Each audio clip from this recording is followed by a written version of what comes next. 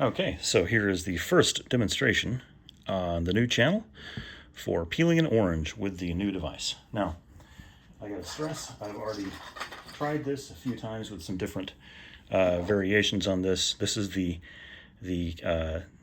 cutting head that I had earlier. If you look very closely at the blades, you'll see that this one and this one face the same direction, which was a mistake. Also, these three go in a clockwise direction here, but when you're trying to twist something, and I'm right-handed, it turns out twisting something to the right is more difficult than twisting to the left. There's less effort twisting to the left. So this is the new one. Now, the reason that I'm doing this as a removable head is so that I can print just the heads and then test them out. And then once I find all of the pieces that I really like, I'm going to come up with a better way to manufacture the entire thing. But this way, I don't have to reprint this thing over and over for different tests. So we've got a head, and then my favorite adapter size of all time, the hex bolt adapter, is what we're going to use here. So one of these directions will line up like that. Yep, there it is. And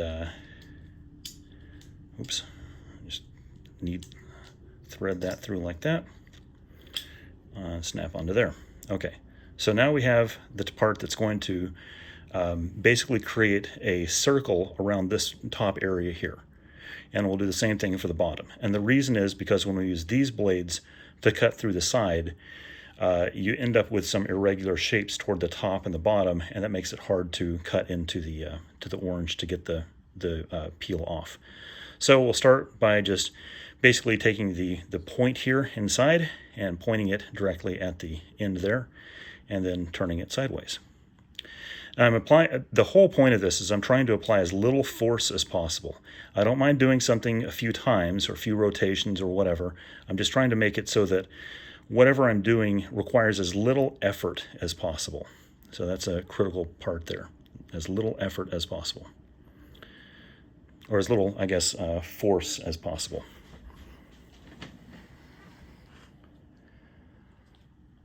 And looking through the camera, and while I'm doing this, turned out to be problematic. So I'm just going to do it here.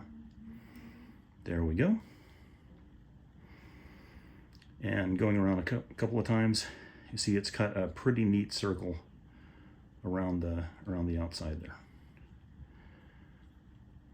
Okay, so we'll do the other side too.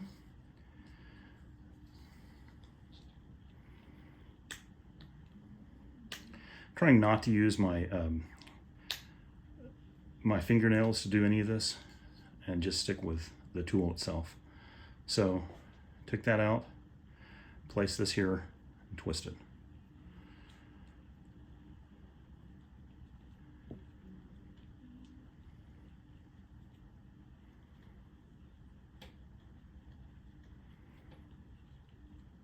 Okay.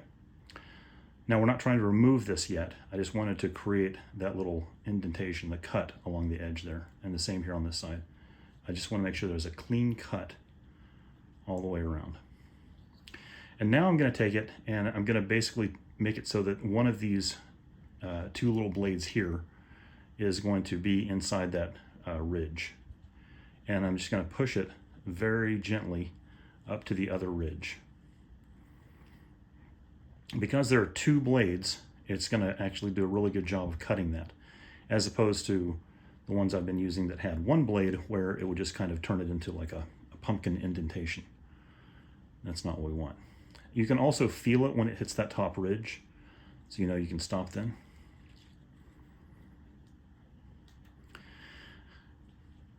Depending on the type of orange you get and how ripe it is and a whole bunch of other factors, you can either end up with one that has very little, I think rind is the right term, or one that has a lot. I haven't been able to find a neat way to remove that completely on all of them. And one of the suggestions was that you roll it around first, and I did that, and that just smashed up the inside of the orange. So apparently my rolling technique is not up to snuff.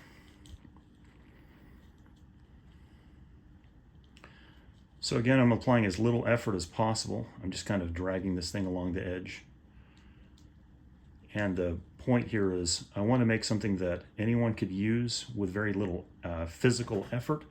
You know, it might take you a little while to do it, but the less effort, the better.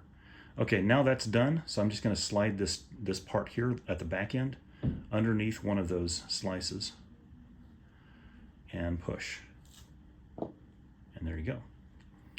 And we'll do it again.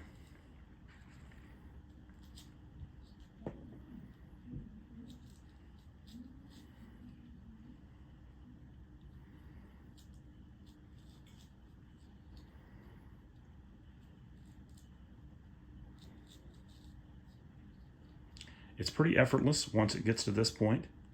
You just kind of, I mean, takes so little pressure to walk this underneath the skin like this.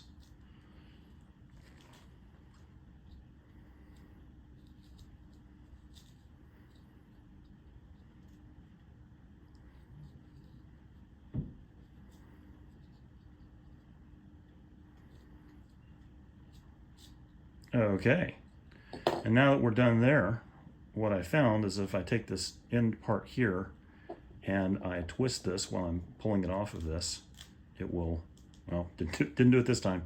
Sometimes it'll pull the stem out, but didn't do that. This other end usually has a little, there's like a little extra piece of orange down here at the bottom. Okay, so now we've reached the point where we've gotten all the stuff off there, or we've got the outer peel off. And that's about as effortless as I can get for this. So at this point, I'm open to suggestions about exactly how to get the remaining, I think this is called the rind. I'm not sure. I need to look at my terminology here. Get the remaining stuff off the sides of the orange and removing the center of the orange and basically just dividing it up. What the best way to do that is. If you have any suggestions, please post them in the comments. Thank you very much, and I will see you tomorrow with another update. I know, it's quite fascinating, isn't it? See, at this point, I just have to go like this, and then orange gets everywhere. There we go. I mean, technically, this is pretty easy at this point, but I'd like to make it even easier just because that's the kind of the point, right? All right, that's it. Let me know if you have any suggestions and if you can think of any improvements on this, and I will post the STL a little later, and you can download it and build your own if you want. Good luck. Thanks. Oh yeah, since this is an actual YouTube channel now, please go to the YouTube channel and like and subscribe. Thank you very much. Have a great day.